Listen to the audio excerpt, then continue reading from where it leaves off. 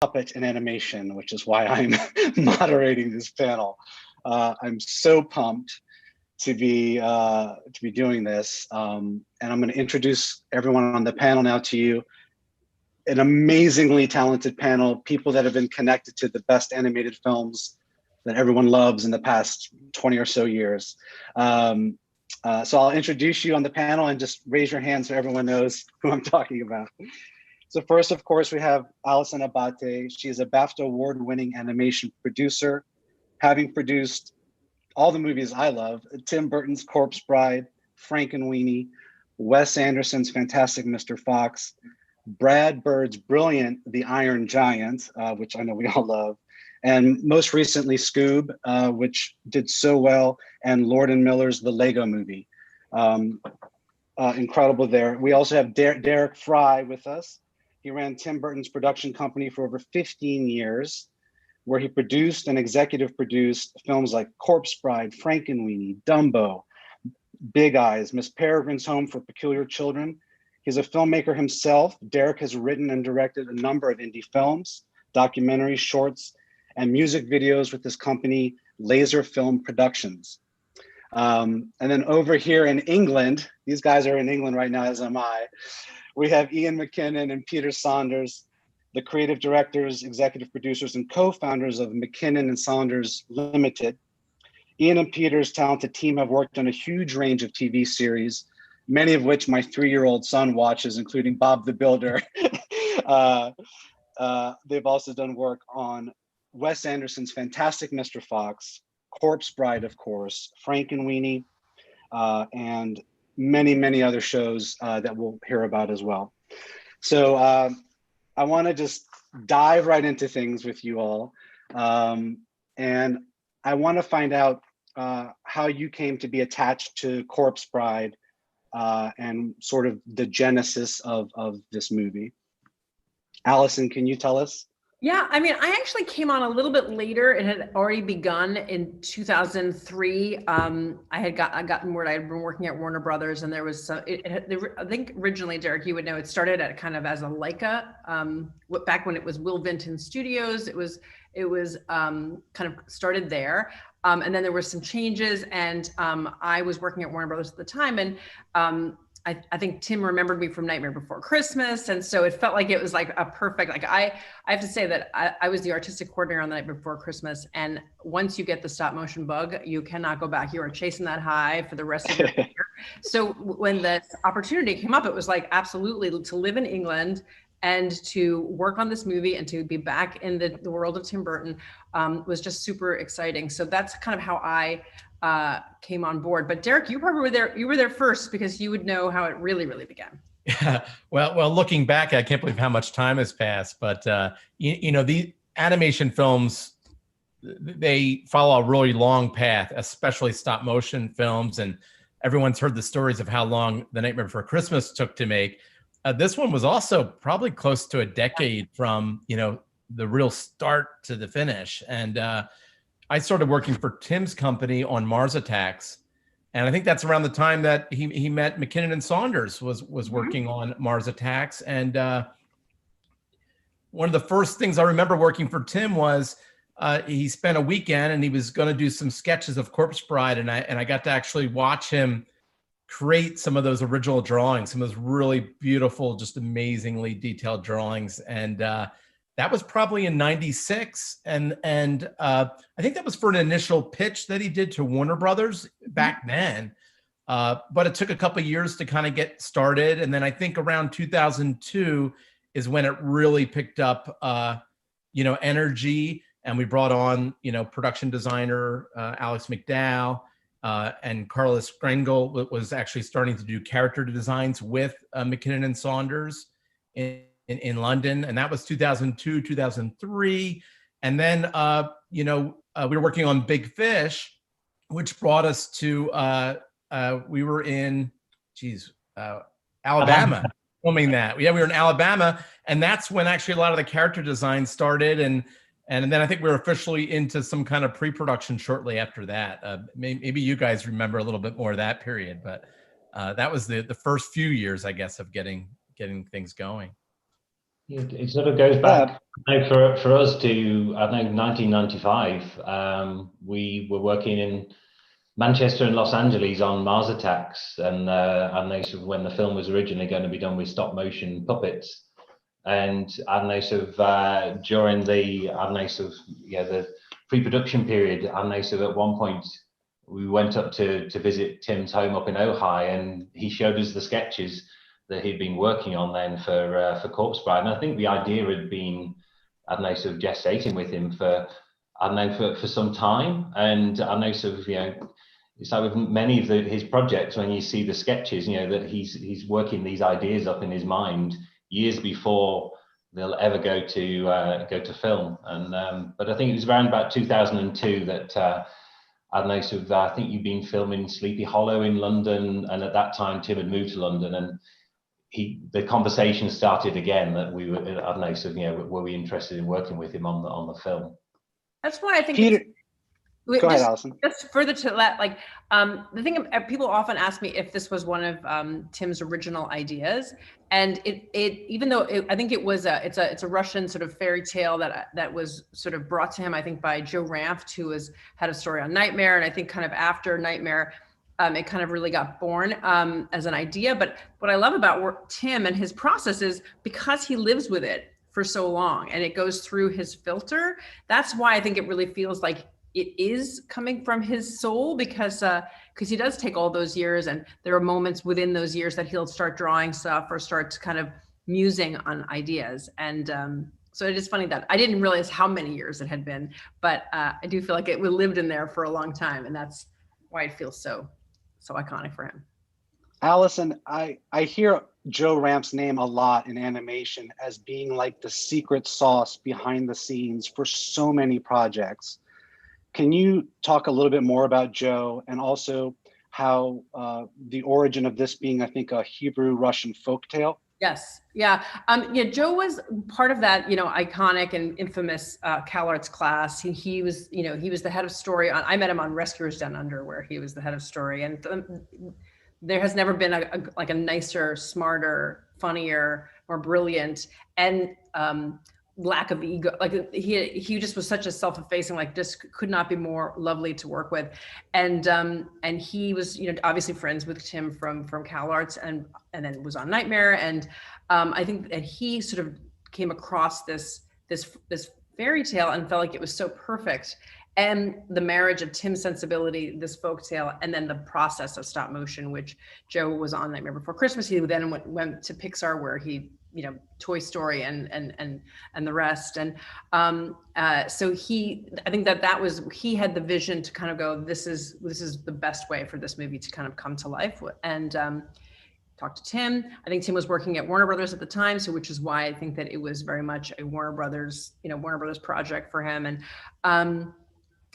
Joe sadly passed away in 2005, which was sort of the year that the movie came out. And right before we were finishing, Joe ended up coming to visit and come to the set, come to London, see what we were doing. And it was very poignant, because it was really just a few months before he passed away, but it really felt like he's in every frame of this movie, which is, the movie's dedicated to him, and not just for coming up with the idea, but also just being sort of the godfather and the wind beneath our wings in many ways. That's wonderful. And Derek, I'm wondering if you could tell us a little bit more about how there were actually 2 Tim Burton productions happening simultaneously in this process. I'm sorry, you're. Oh, you froze. Ooh. We may have lost Derek. Can you guys see me okay? Yeah, I can. Yeah. Derek, back, did you hear my question? Oh. Is Derek back? He seems like he's frozen again. Or maybe we're illustrating stop motion right now. I know, right? He's one frame at a time. I think Tim was working on Big Fish at the time, like you say, in Alabama. But at the same time, he wanted to progress Corpse Bride. It had been, as we were talking about earlier, it had been mentioned to Ian, I think, back in 1995. Yeah. And when we were told that the stop motion wasn't going to be the Mars Attacks wasn't going to use stop motion. We were told that Tim had another project and that he'd like to talk to us about that, which was the Corpse Bride. And then we didn't hear anything for several years. But then, as he was about to start filming Big Fish, then we got a message from him saying the Corpse Bride was actually going to come off. We were given a single sheet of a synopsis for the project, and throughout his time whilst he was filming, he would be doing the live action filming during the day, and then in the evening he would be responding to designs and work that we were doing in the early stages of Corpse Bride. Yeah. And then in the later stages of Corpse Bride, he was making Charlie and the Chocolate Factory. So, right. I have such vivid memories of having to kind of go across London in a car, because in those days, like, technology wasn't as it is now, and like with videotapes of like the footage, and drive to the set and be waiting for his lunch break to show him stuff. So he was multitasking, and this, I always felt like this was kind of the happy, joyful little part of his day where he could kind of look at these animation things because he loved them so much. Peter and Ian, I'd like to take a step back for a second because I'm so fascinated by what you guys do. And I want to ask you, what brought you to stop motion originally for you two? Well, I think for me, I mean, I go back a few years. I remember as a child, the first feature film I saw at a cinema was a rerun of Disney's Snow White. And I didn't understand what the animation process was, but I was mesmerized by it.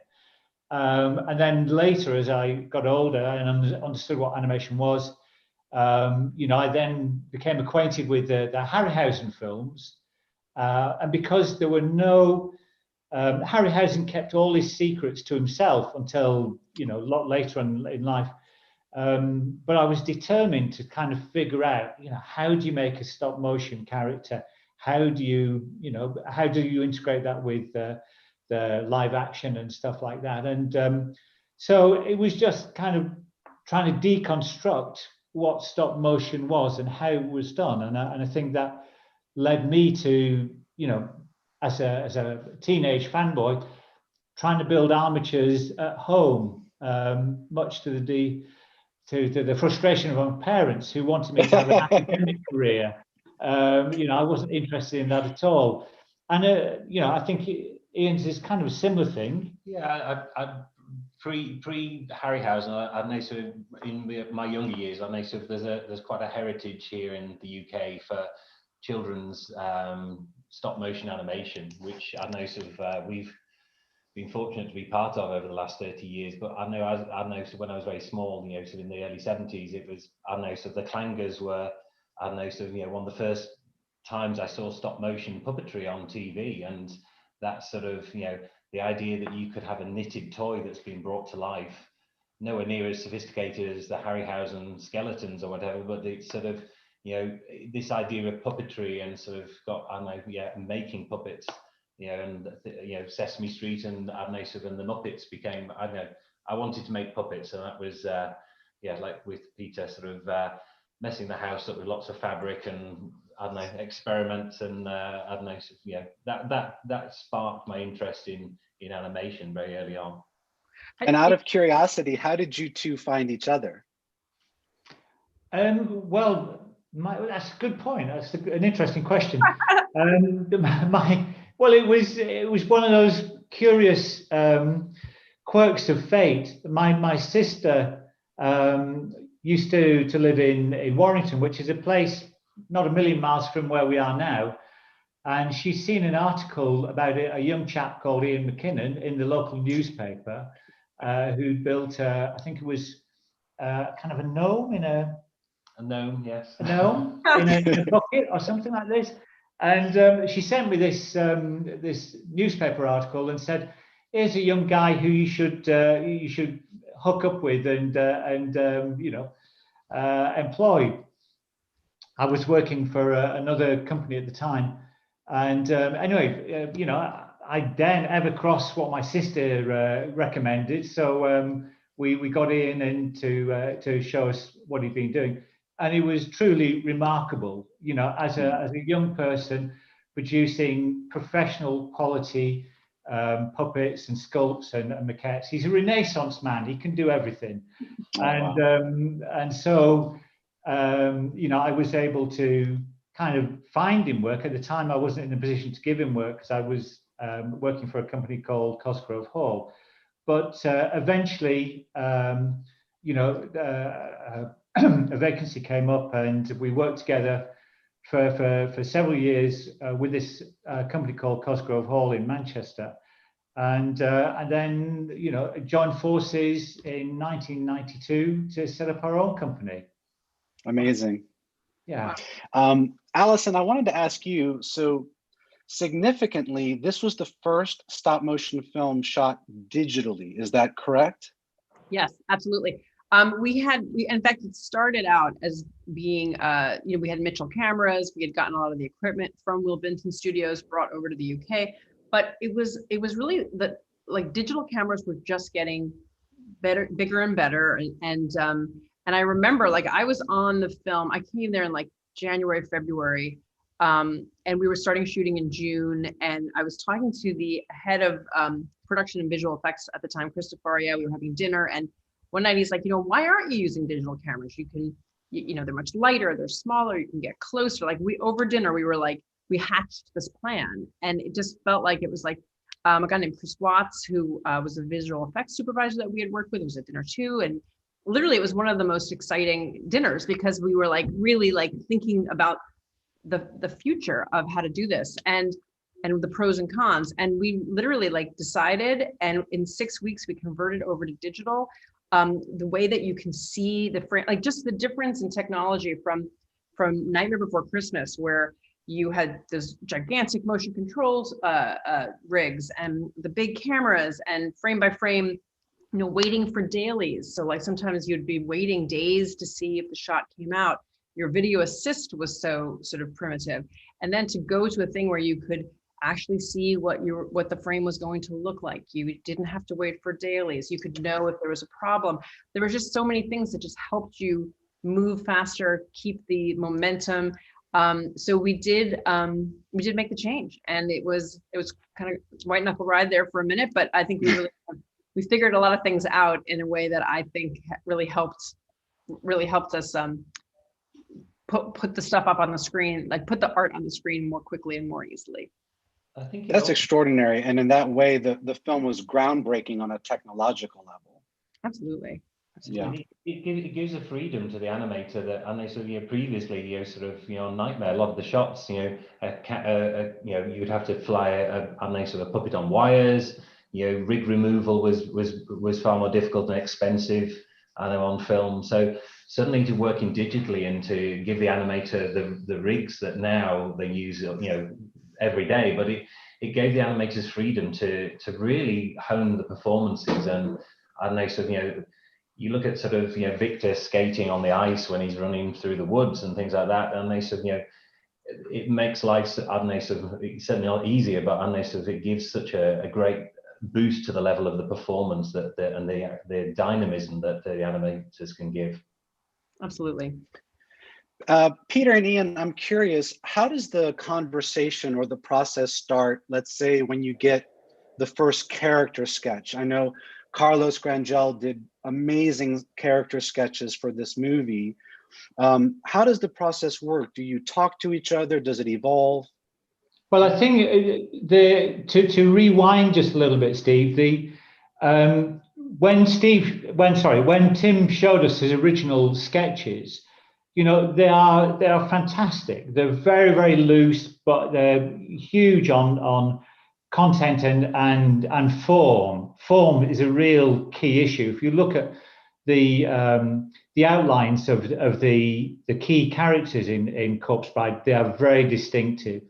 Can Matt bring those up? I know, sort of, Matt, have you got this Tim sketches that you could pull up on the screen? Yeah. Yeah. Fantastic. Oh, there thanks. we go. Thank you. So the key thing to note with these sketches is, as I think they're superb, and some of them are very, very funny as well. But you can see on the right of the screen, if you're looking at the screen, that they're so loose that in terms of producing those as a solid sculpt leaves a lot to interpretation. And therefore, we kind of suggested that we bring onto the production a kind of an intermediary, somebody who could interpret those in a more kind of solid turnaround form, right, before we started taking those into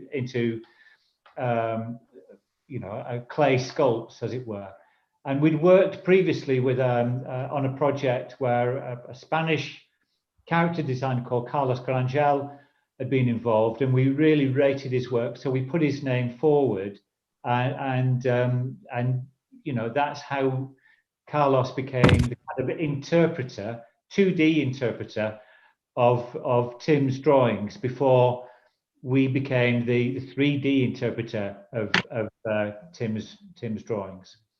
Yes, I think some of these will certainly go back to around 95, 96 that these drawings were done, or probably even earlier. But the essence of the character there, the personalities are there. And if you want to just scroll through some of these maps, that'd be great. But and the details are there as well. And they sort of, the hole in the side of Corpse Bride's cheek, the red lips, sort of the shape of the eyes, and they sort of, although sometimes Tim's sketches are quite quick and loose, but the energy that's gone into them and the sort of the character is there, and the personality is so well defined. And if you look through, I know the next couple of sketches, there's some I think of Finis and Maudlin, and they sort of Everglock, and the overall shapes are there as well, which is very important. And they sort of you can start to see the sort of the bold shapes that Tim puts in his design work, and they sort of, so there's so much information there. And I think as the discussions went on, and also around this time, Rick Heinrichs had done a maquette, which was on a piece of kitchen board, I think, that Tim had in his house in London, and sort of, but again, it was capturing the I don't know, and exploring the character. So as we went through looking at the sketches and talking them through with Tim and how we'd interpret them, it sort of, you started to realize that this film needed a huge cast of characters, and it wasn't just going to be, Tim wasn't going to have time to I don't know, sort of create the whole ensemble. So that's where I don't know, sort of, Carlos's I don't know, sort of, work would help sort of fill out that cast as well. But do you want to just sort of click through some of these, Matt? That'd be great. That's great. The bird. oh my gosh. And you sort of, just seeing these, the first sights of, Paul the head waiter and the maggot and things like that, and you start to get, and I think what was really important when we first saw, I don't know, Maudlin and Finis is, you suddenly realize, well, and they sort of the first sketches of, and they sort of Victor and Victoria, possibly, there could be, what are the proportions, how pushed, how stylized are they? But you start to get more of a sense of how the world's going to sort of expand out when you see these great sort of profiles. The wonderful, I don't know, sort of bust that's like the front of a ship on Maudlin, and that wonderful hair. I think we have, they are in the background here, Maudlin and Finis, in the cheap seats at the back. There's the wonderful detail in the movie where the portrait of Finis, we see it and then it turns upside down and it still makes another face. It's wonderful. Baby. Baby. Oh, good. I think that the lovely thing about Tim's drawings is there's always a lot of humor in them.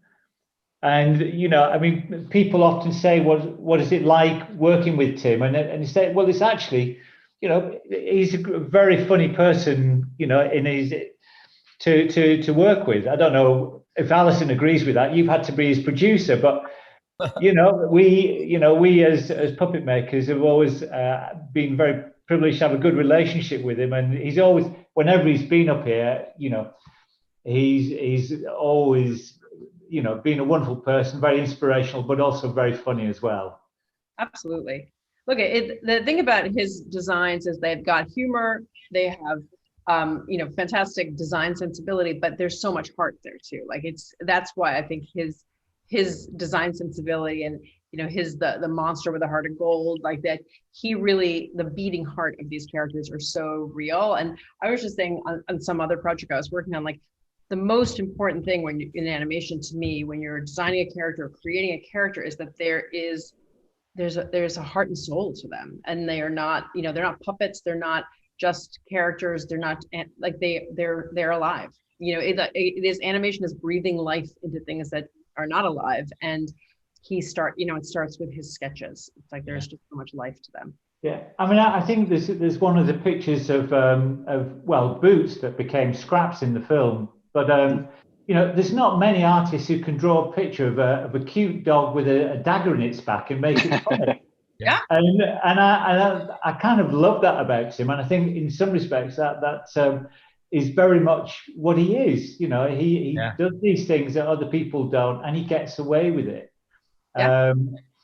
You know, when we first met him on when we were going to work on Mars Attacks, we read the script, and the first thing in the script says, a herd of burning cows runs past camera, and we're thinking, you know, we asked him, well, is this going to be an adult rated movie? And he said, no, it's going to be for the family. And he said, just trust me. And in fact, in the film, you have this herd of cows on fire running past camera, and people don't bat an eyelid. It's I don't know, he's got a magical touch when it comes to kind of, you know, that macabre humor. It's a very special thing. Picking up on the heart and the humanity, Allison, that you were just talking about, Derek, I was wondering if you could talk a little bit about casting process and getting voices. How have you experienced that? And I'm sure it's so important. Well, you know, on this film, it's such an amazing cast. You know, every single role, it's just it's real premium kind of choices. And you know, Tim has his circle of actors that he likes to work with. Obviously, Johnny Depp being, you know, one of the most common ones that he's worked with. But this was at least, you know, new territory for them because Johnny hadn't voiced anything before.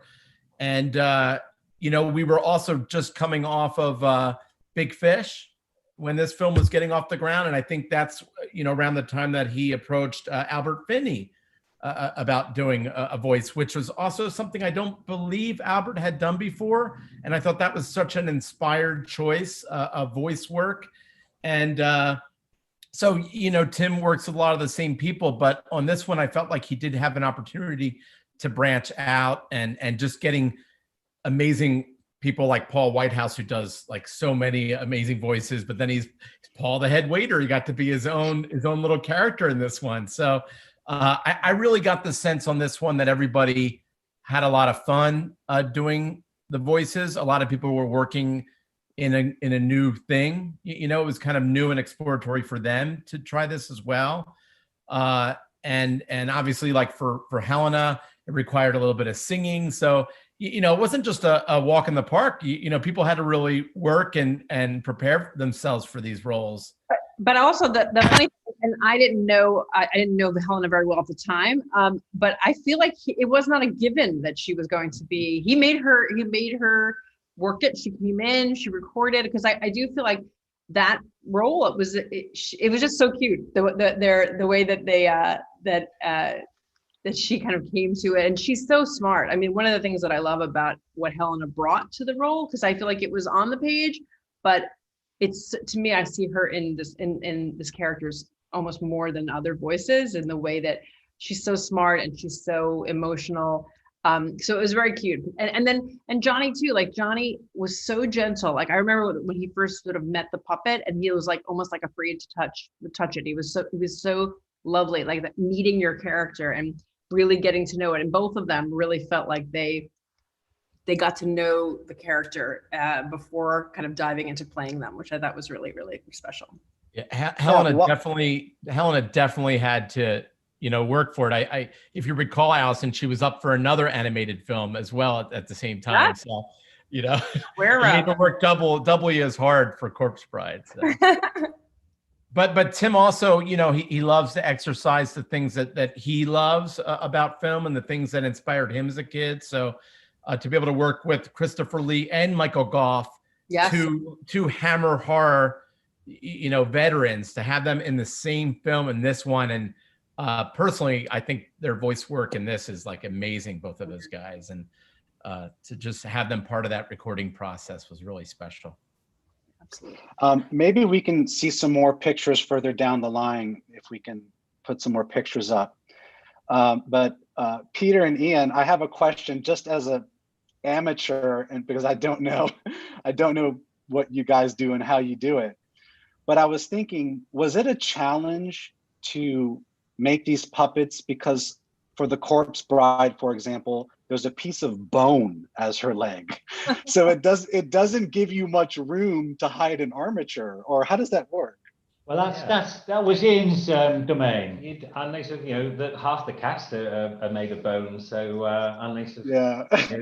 At least she has a dress and they sort of a little bit of flesh around her to hide a few things. But we were trying to sort of find, how do we, realize these characters, because they're eventually going to be made of steel and brass and silicon and cast materials. But we ended up using a sort of, a mix of sort of hard cast bones, and then they interlock with a silicon rubber bone so that there's a bit of give in them, and we can try and hide the joints inside.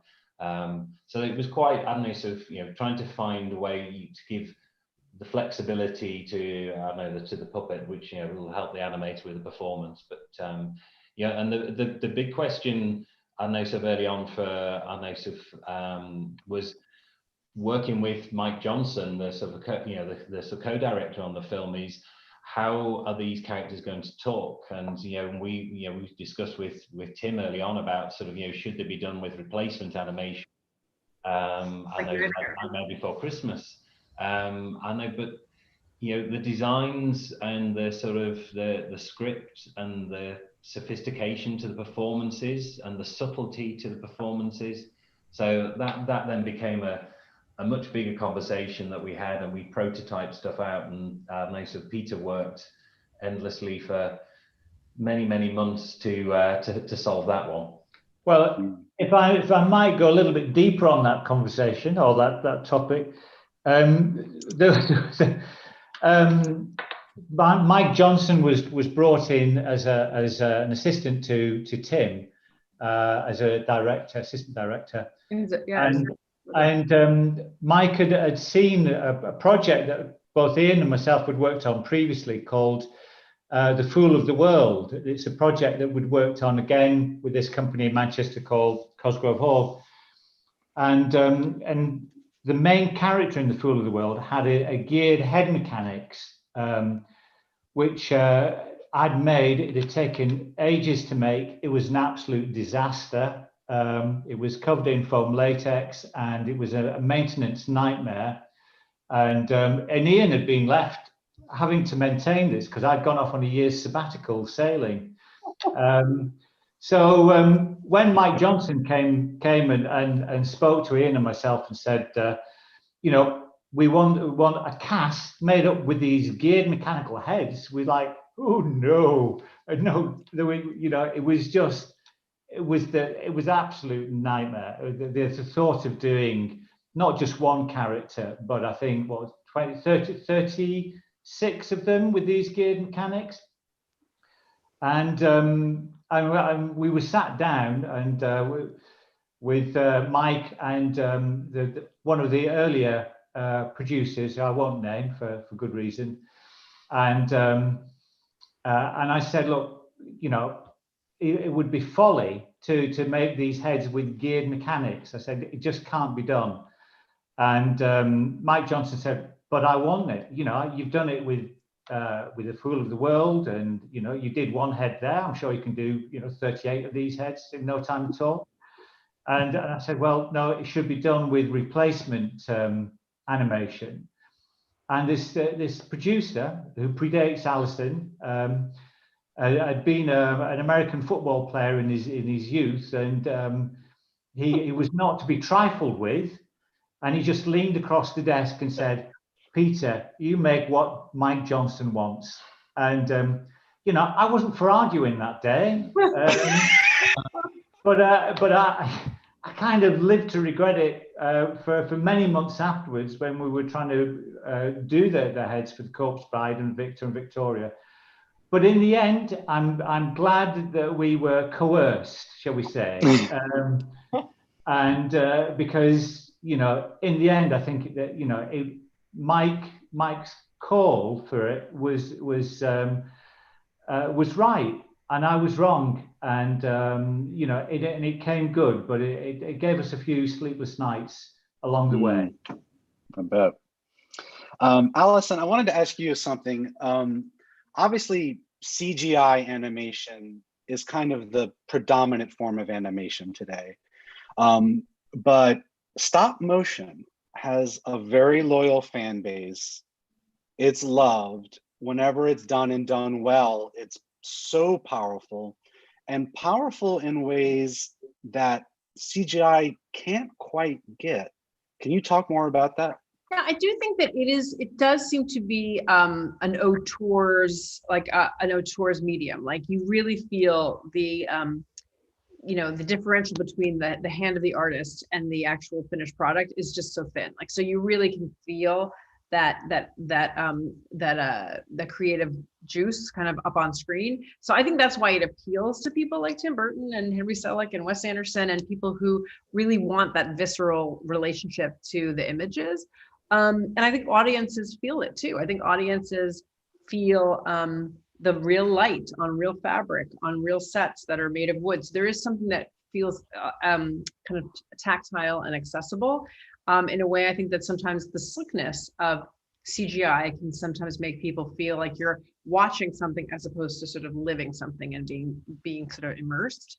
And, you know, it's funny because this movie in particular, I think that it is so smooth, and we work so hard to get the smoothness to be so seamless that people often think it is CGI, which I think was always like oh no, that's not what we were trying to do. I mean, we did have some help. I think we kind of embraced technology, you know, both in the cameras, but also later, like her veil. And you guys should talk about how to make that veil, because the veil and the flowing skirts are so complicated. But even in the end, only like 20-25 shots total of that veil are CGI assisted. Most of it is wires and fishing wire and rigs and an animator moving it one frame at a time so that you get the beautiful undulation. So, you know, we embraced the challenge, but we embraced the technology when we felt like it could help us elevate the vision. So to me, I'm also very proud of this movie is that I feel like it embraced the best of both worlds without ever losing the sort of the intrinsic tactile magic of stop motion. Yeah, absolutely. The way the movie sort of bookended with the butterfly theme is so gorgeous. And then the way the butterflies just sort of erupt at the end, it's stunning and it's seamless. It really is. Yeah, and that was like that was the last shot we did in the movie, was that end butterflies, and it was just so, even just getting MPC was our vendor partner, and like just riding it, because it had to look like there were stop motion butterflies, but so it had to feel like it had to walk such a fine razor's edge of the imagery that it was I loved it, and I love that opening shot too with the butterfly through the town. It's wonderful. Derek, I wanted to ask you a little bit more about the digital aspect of this.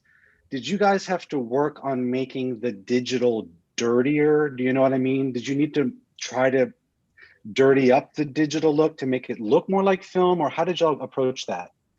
Well, you know, this was new ground. Even for back then, it felt like it was kind of ahead of the curve. And, you know, film is not really the best medium for animation, especially stop motion.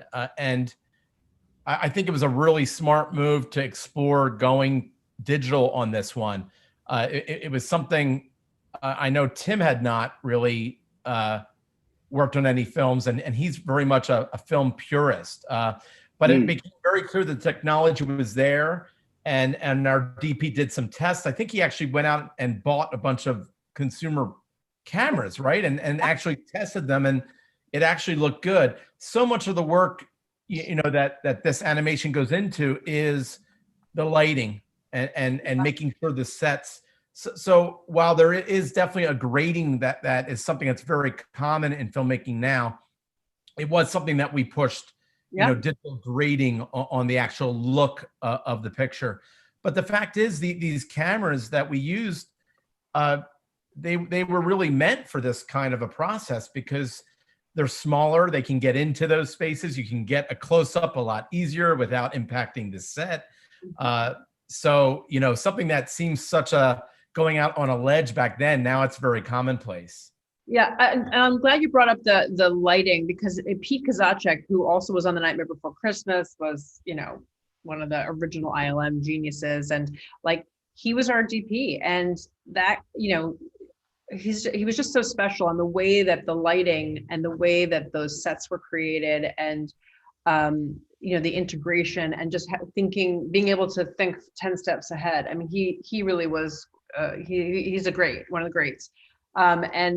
So I think it really, and he also was the VFX supervisor. So, because that was another sort of hat that he wore. And one of the things that I'm proud of at the time was we made the team from MPC come and be in our stages, so that we didn't feel like, so often I think with VFX, it feels like you have vendors and a million people are working on it. And we were like, the people who are working on it need to be in with the animators. They need to be in with the designers, so that it feels like it's part of the same process. And it is, and I think it was really exciting. And for both Fantastic Mr. Fox and Frankenweenie, we set up the whole VFX team from the start on set, so that you really had a seamless collaboration between the tactile and the digital, which I think shows in the finished product. If we had shot on film, we may still be there making it. Yeah, exactly. Yeah. Allison, I wanted to shift gears for a moment, and I wanted to bring up Danny Elfman. You know, when you hear Danny Elfman's name and Tim Burton's name, it's almost like peanut butter and jelly or bread and butter. You know, Danny obviously had a huge influence on the movie.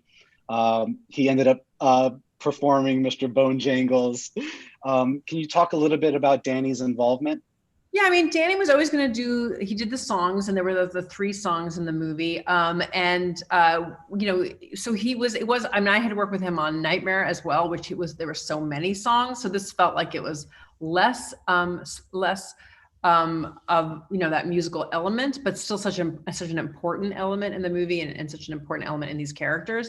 And then when we were looking for Bone Jangles, we auditioned a bunch of people. We were really trying to find it. And really at one point it was like, it's you are Bone Jangles, like you have to play this part. And I think that it was really fun for him to play the part, and the way that, you know, that song is so important to the movie, because you get the backstory, and you get the you know, the feeling of the land of the dead. So it was such an important part of the narrative, and that character, you know, he comes, that's his big moment. And that's just so Danny, to be like such the anchor for the piece. So I love it. I love, you know, when Derek brought up Helena having to sing in it, and then how to, you know, how to get that song just right, because it's a heart song. It's her song of her heart. It's her vulnerability, and yet still having the sort of the comedic element of the spider and the maggot.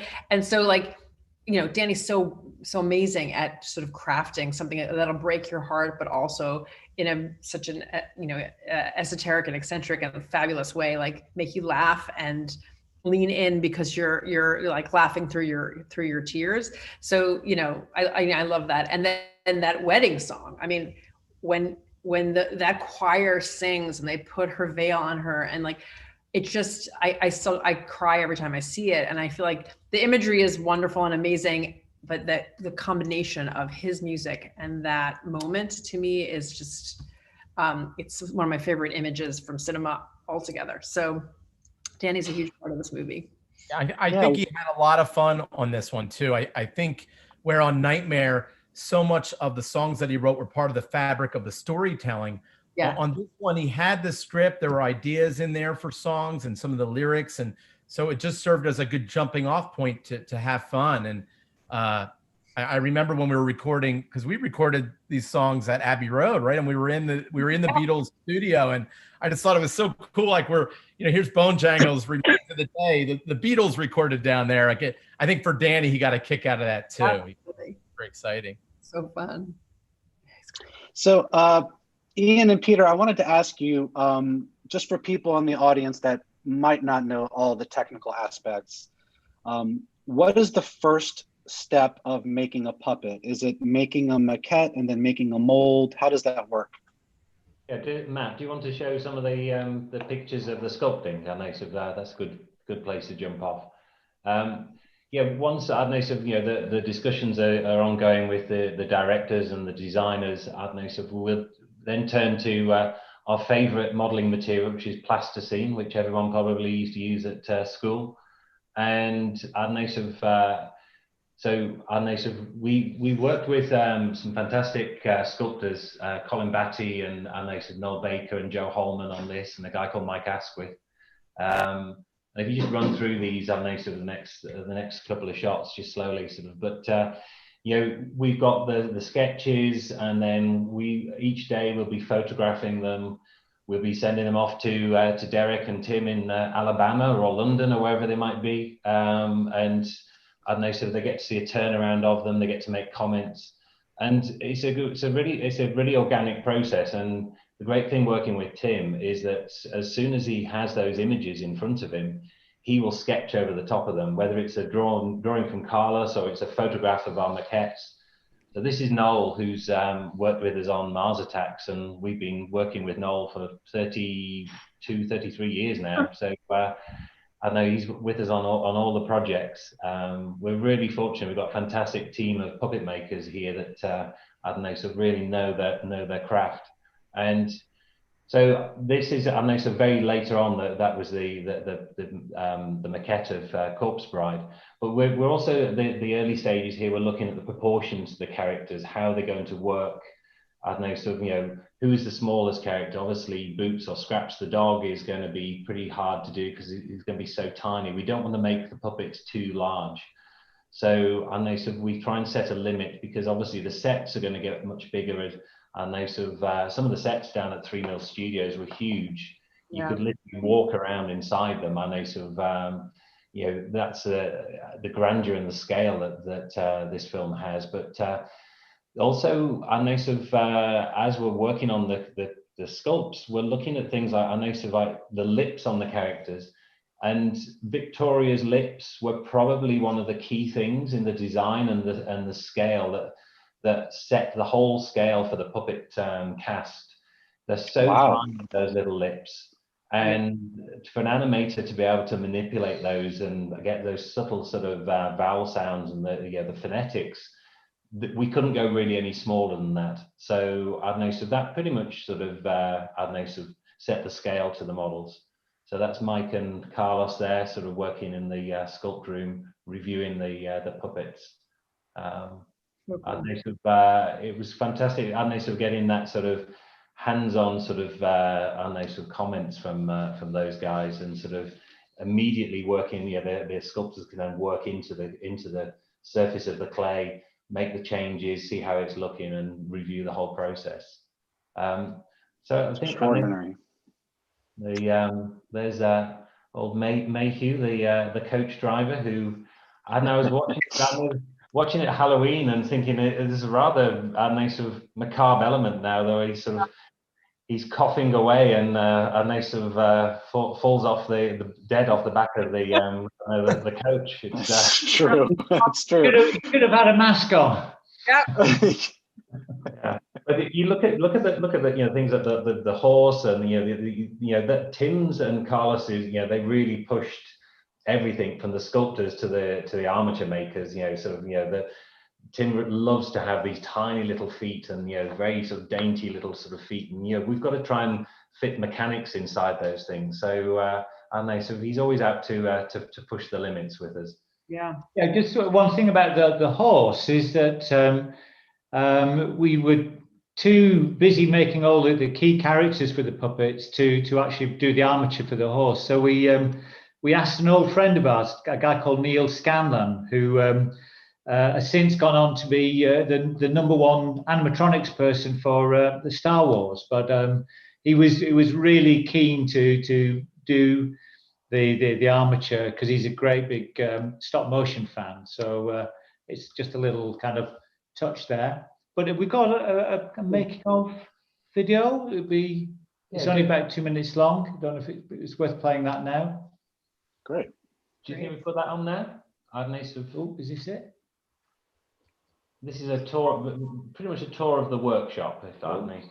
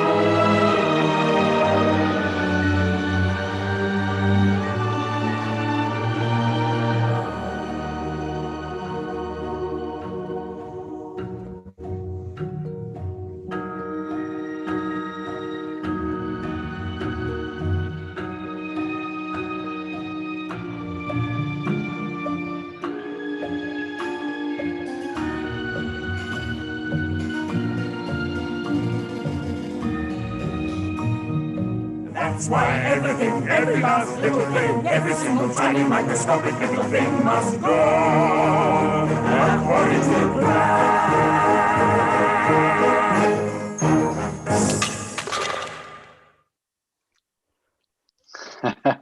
Good to see everybody. That's so great. Extraordinary. We were so young. I know. One of the beautiful things that I sort of just looking back at some of those clips is and going back to whilst we were still designing and building the puppets, Anthony Scott, who's the supervising animator on the film, trying to work out how the animation was going to be done with the veil and the wedding dress, and he disappeared after lunchtime, and he pinched one of the spoons from the canteen. And he was there bending this spoon Uri Geller style, thinking, what's happened to Anthony? He's finally cracked. And he put it underneath the corpse bride's dress, and he laid it down on the set top, and he walked the character forward. And as the dress rode over the back of the metal spoon, it suddenly a wave of air going through underneath.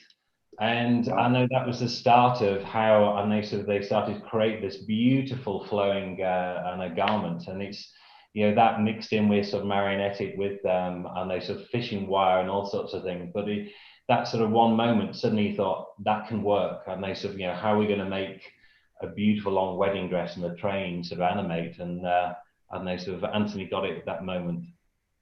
Yeah, so many innovations, so many cleverness.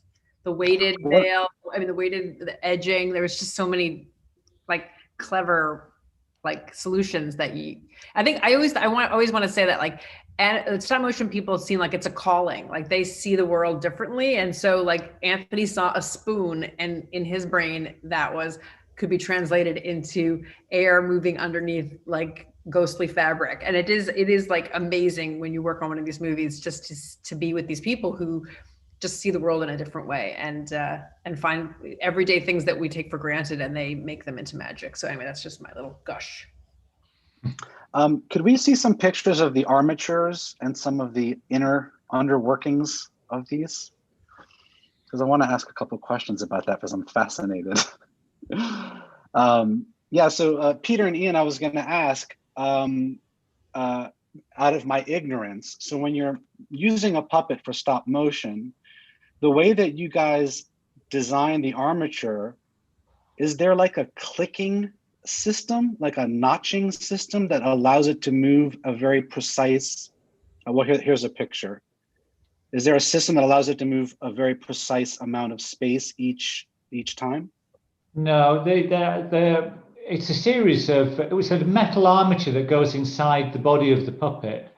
And there are a series of ball and socket joints or hinges. You can probably see on the technical drawing of Victoria that she's got a hinge at her elbow, and a little ball and socket joint at her wrist. Now, some of these armatures, when we get to work on a bigger budget production, you know, we will often bring in an American armature maker called Merrick Cheney, who is, in my estimation, the best living armature maker in the world at the moment. And he, although we worked with him very closely on the design of the Victor armature and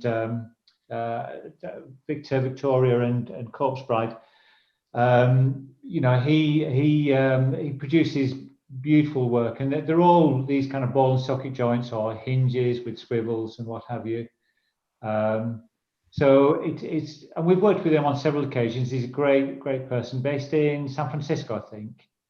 And but the bulk of the characters were made here on site, and all the heads and mechanics and sculpts and the you know, the mold making and painting and costumes were made here at Mackinnon and Saunders. But just for the key characters, we worked with Merrick on the armatures there.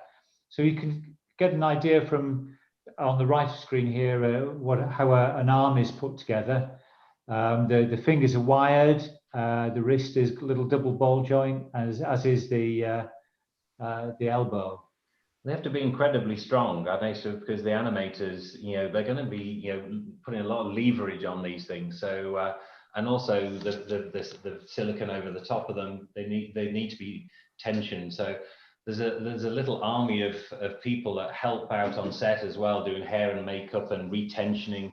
Every animator likes to have the puppet tension in a different way. Some like it to have it really rock solid, so it hardly moves at all, and some like it to be really smooth and silky sort of thing. So again, each animator is, and they sort of, you know, is working with that character, trying to sort of, you know, pull out the performance. And they sort of, yeah, we want to make sure that, you know, we're giving them something really sort of solid, and gives them, I know, the ability to get those subtle movements that they need. So you can see there on the Corpse Bride sort of leg, her bony leg has an extra little bit of metal on the side of it. So literally over the top of that, there's a tiny bit of casting material, and there's Scrap's leg, which is, I don't know, so probably only an inch, I don't know, from top to bottom, 3 centimeters. Yeah, it's really, really tiny. You can see the screw heads. I know we can't hide those. You know, if you put, so there was no material over the top of them. We just painted things like that, and if the camera went in close, you'd rub a bit of plasticine or something over the screw heads to try and hide it. I know you worked with go ahead, sorry. I was just saying that the scraps legs were sculpted on site here, and then were sent off to be cast in brass, so that they had more integral strength than using them out of clay. So and quite a lot of the bone structure on the skeletons was done in a similar fashion to give them strength. We had them cast up by a company that normally does jewelry. So it was quite a change for them to be doing work on dead dogs, as it were. They are little jewels, these things. That's very incredible. Quite a lot of the people that we've worked with have trained as jewelers, and they're ceramicists. So a whole host of different sort of skills, but that sort of beautiful sort of precision work that you get from jewelers.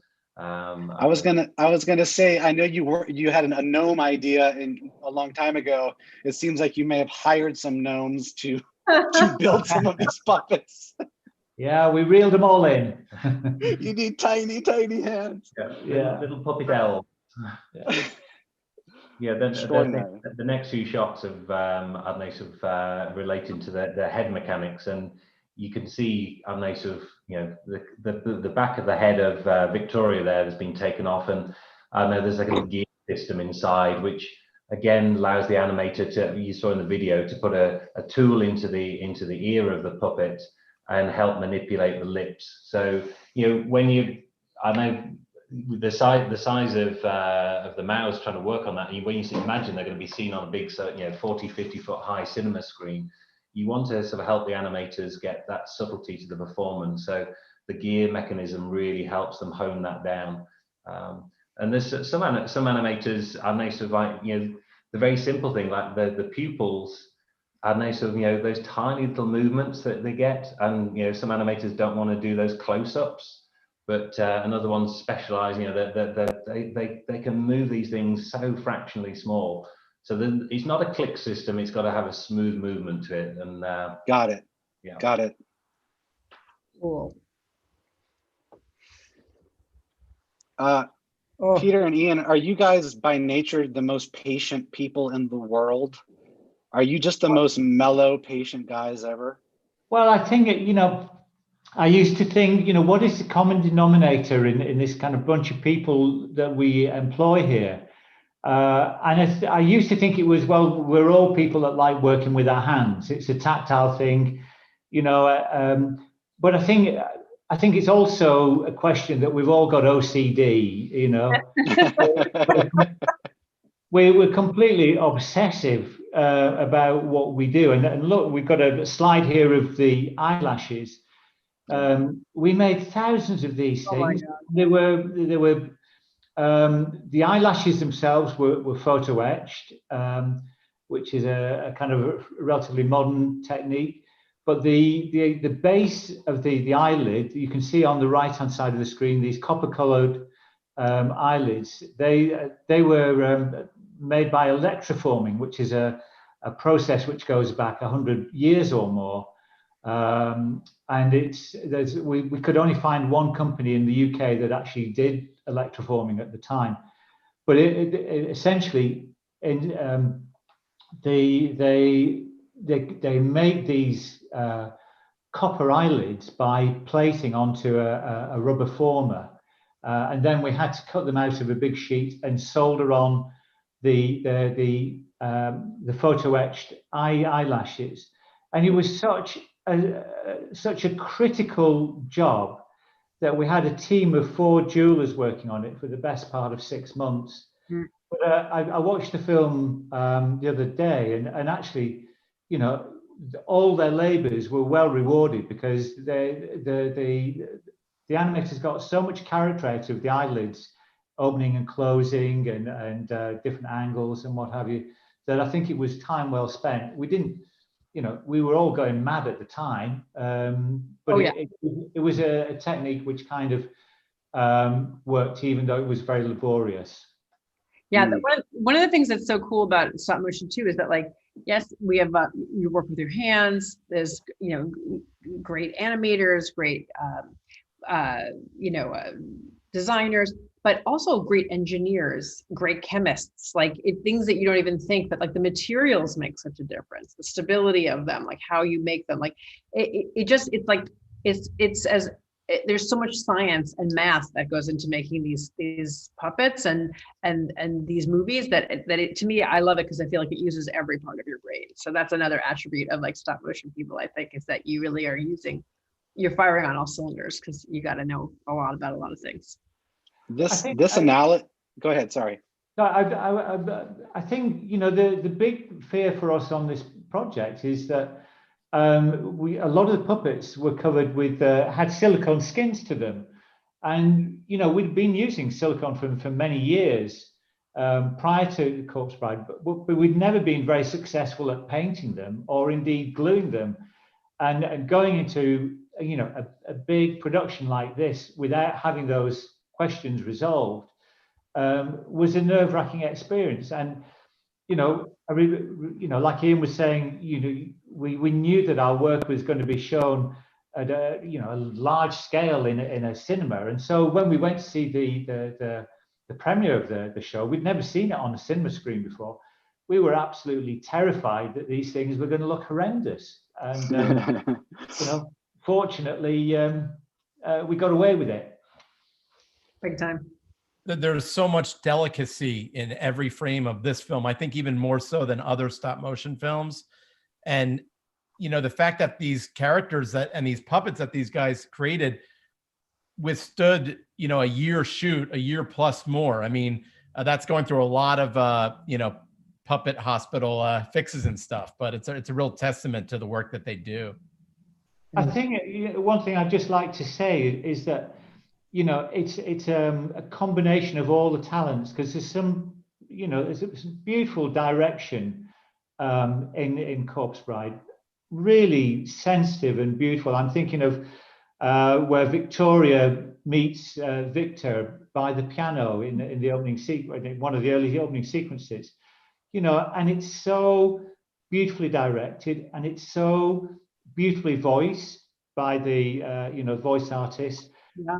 The animation on it is sublime, and I can't remember who did it, but Still Dale. Well, if you watch it, I can't think of something as so beautifully animated in a stop motion film, no matter who it's by. It's a sublime sequence. That's what, it's funny. We always think of these movies as being like, I remember, it came out around Halloween and it was like, oh, it's a Halloween. And to me, it's like, this movie is a Valentine's Day movie. To me, this movie is one of the most romantic movies ever made. And to me, that's the takeaway I always take from it. I agree with you. It's like that meeting of them feels so real. And so like, they are so perfect for each other. And I remember when we were doing it, it's like, you had to make us feel like they were the perfect couple, but then is he going to end up with the Corpse Bride? Because she's also deserving of love. So it was such a subtle and romantic and tragic, but also uplifting story that I feel like this movie walks that line so beautifully. And I think just to add on to that, Allison, I think, the incredible thing about the Corpse Bride film is that it is a kind of love story. It's a three-way love story, but you don't take sides. Your sympathies are with all three characters, and you root for all three characters. And I think that's kind of an exceptional thing in a kind of a rom-com, as it were. It's for the audience to be rooting for all, for the three main protagonists, I think is a real achievement. I agree. When talking about lumps of silicone and metal. And metal, yeah. And Derek, I'm sure you can speak to this for having worked with Tim for so long, but I think Tim has this way of making death beautiful, and making it, not something ugly or that's repellent, but actually something that is beautiful and inviting, and in a way, psychologically, it as a viewer, you are comforted in a way by it. Well, it's like what Ian and Peter were saying earlier about, he's one of the only guys that can create a sketch and you've got a dog with a knife through it, that's his real gift. His real gift is having that vision and making it acceptable and understanding that in other, in Mexico, for instance, like, you can celebrate the other side. It's not something to be, something you ignore or you don't deal with. Like, there's life and there's death, and maybe sometimes there's more a party going on underneath than up here. So, that's how I like to think of it. Exactly. So, we've seen it more recently in films like Coco, right? But I watched Coco and I'm just thinking about Corpse Bride. I love Coco, but yeah, I just see Day of the Dead, and it really is his gift, I think, to the world, is being able to have fun with these things, Absolutely. Allison, can you talk about the visual difference that you guys needed to hit with the Land of the Living and the Land of the Dead in the movie? Yeah, further to that, I think that it was very clear that the Land of the Living is, really devoid of color. It's dour, and then the Land of the Dead is full of color and it's full of fun. And so I do think that it was really making a statement about, the reverse, like that the people were like having a party on the other side, which is why I always love that the sequence where the dead come and come up to the Land of the Living, and everyone's so frightened until they realize that the dead are just the people that they loved in life and have missed. And like I love those scenes where the old man finds his son and then the old couple get together, like, because they aren't something to be feared. They are the people who we loved in life. So I think that it was a very profound statement that was mirrored with the visuals, so that if you notice, the Land of the Dead is much more colorful, and the Land of the Living becomes colorful once the worlds are kind of intertwined. Yeah, absolutely. A big part of that was Nelson Lowry, I know, sort of the art director on the movie. I know, sort of, his influence on the color palette to the film, and sort of, how do we sort of interpret sort of the sketches and sort of bring them to life. One thing that I noticed that Nelson did, which I noticed of, partly because we were working with Carlos, we went out with Mike and Nelson to Carlos's studio in Barcelona, and we went to see some of the Gaudi architecture, and the models that Gaudi used to produce, where he used to sort of put the fabric into plaster and let it dry upside down, and then you turn it upside down and you get these incredible formations and shapes, and that then became the Land of the Dead. This idea the underworld is turned upside down. So that was very much used for the Land of the Dead sets. Yeah, Nelson Lowry was the art director, and he's just a genius, that guy, and I loved working with him. So exciting. I know for the colors, they looked a lot towards like Mario Bava films, and just to give it those purples and those really cool hues and everything, which is much more colorful than the Land of the Living in the film. I think I'd just like to make one point as well about the film in itself, in following on from The Nightmare Before Christmas. I think we were very nervous about being involved with Tim's second stop motion film. Well, if you exclude Victor, what's it called? Vincent, sorry. But we weren't sure whether it was going to be a pale version of Nightmare Before Christmas, which I think is one of the best stop motion films made. It's just the design of it and the music and everything came together with that. But one of the pleasing things about Corpse Bride and Tim's vision for it is that it was, although it was still very much a Tim subject, it was stylistically very, very different in the character designs, in the direction of it, and I think so. It stands up on its own merits as and not like as a sequel or a prequel. Absolutely. So I just got a note that we're going to maybe try to do a little bit of Q&A, pick up some questions. Let me see here and see what we have. From Inez, she's asking, what was your favorite scene from the movie? Allison, can we start with you? Yeah, I would say probably my favorite scene is the end of the movie. As I talked about before, like walking that line and knowing, you know, I'm a late bloomer. I did not get married until I was 48 years old. So I feel like I really related to Emily in the movie. And so the moment at the end where she, you know, not spoiler alert, but like just the concept of her sacrifice and of her feeling like she had gotten what she needed and she could let him go, to me was such a just a real female strength and a moment that I thought was just so important and iconic and lyrical and beautiful. So for me, the whole ending of the movie is one of the most satisfying endings of any movie. So that's my favorite. Derek, what about you? You know, I really like the scene with Victor and Corpse Bride when they visit Elder Gutnick to try to get sent up to the land of the living again. There's just something about the design of Elder Gutnick and Michael Goff's voice, and I really like the dynamic there between Victor and Corpse Bride, like what's going on underneath the surface, and just the details of that set and the magic and the incantation. Just something about that scene, the details in it and the voice work. I just feel like everything's working on all thrusters for that scene. Peter? Well, I've always loved the sequence where Victor goes to see the Corpse Bride, and Corpse Bride is pretty mad. She's sat at the piano, and she's pretty mad at Victor because she realizes that he's lied to her. And you know, and then he starts just gently playing a little theme on the piano, and she joins in, and the music builds up. It's a really clever bit of music by Danny Elfman, a beautiful piece of piano music, which, you know, just encapsulates the moments, I think, and that. And at the end, the Corpse Bride gets so carried away that her hand falls off and runs up up Victor's shoulder.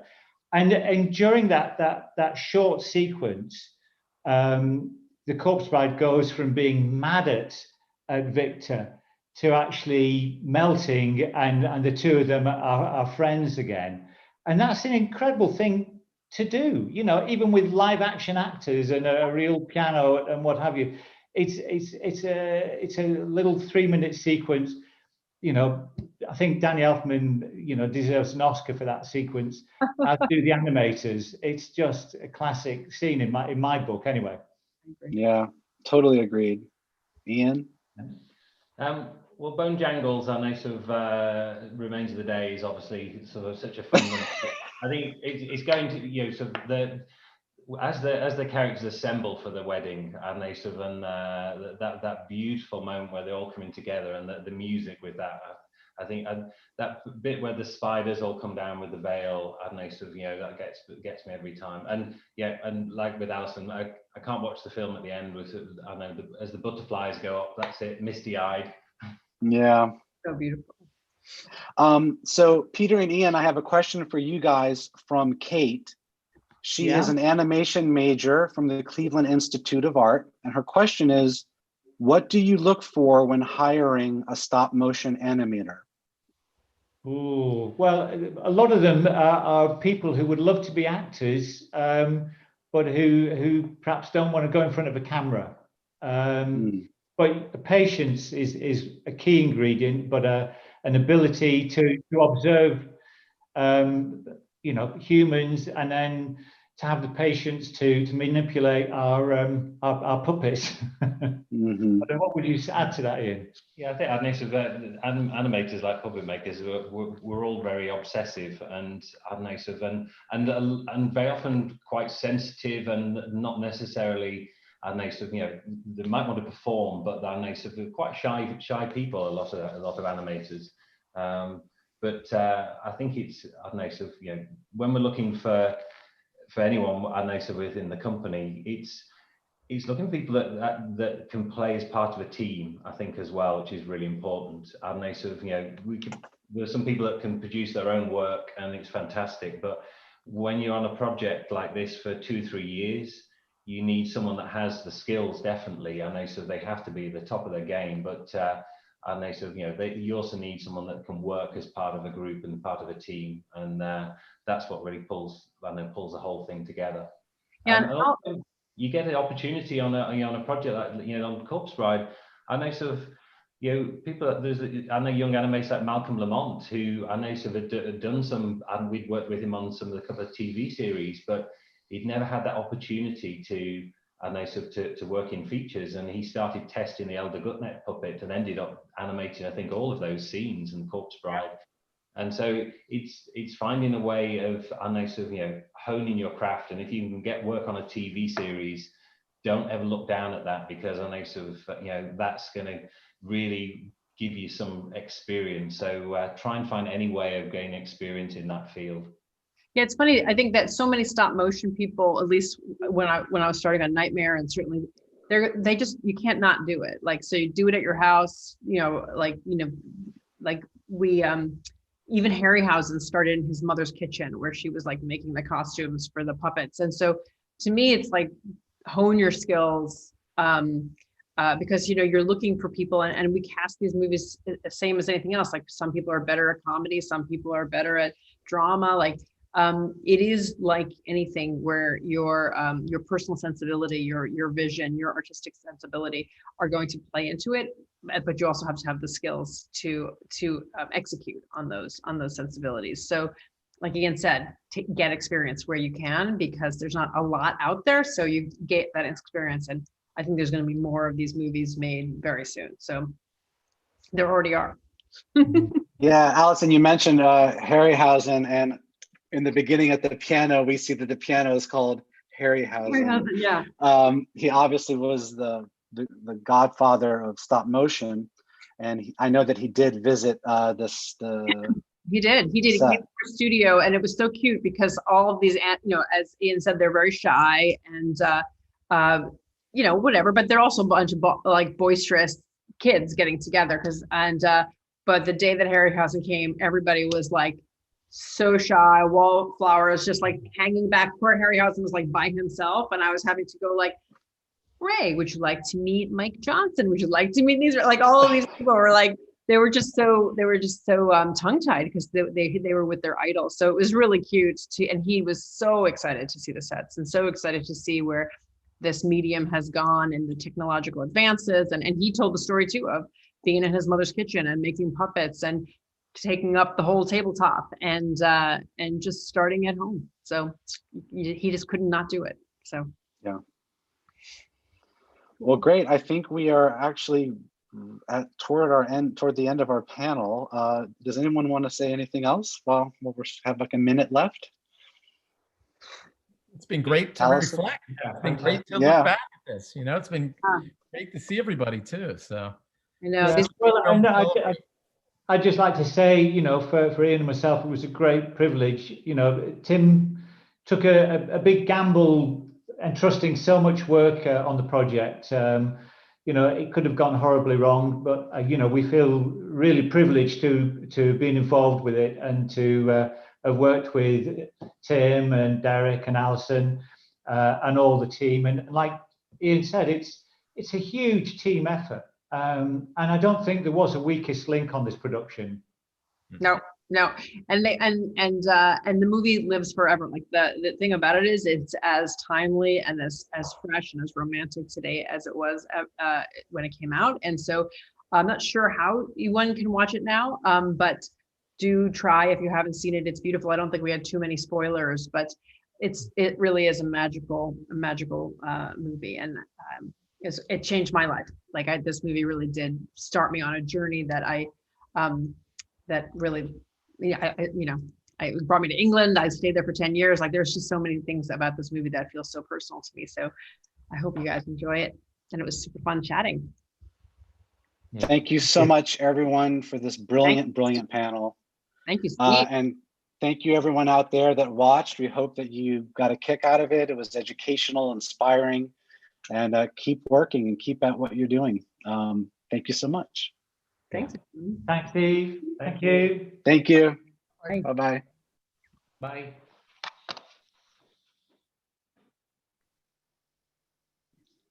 Ah.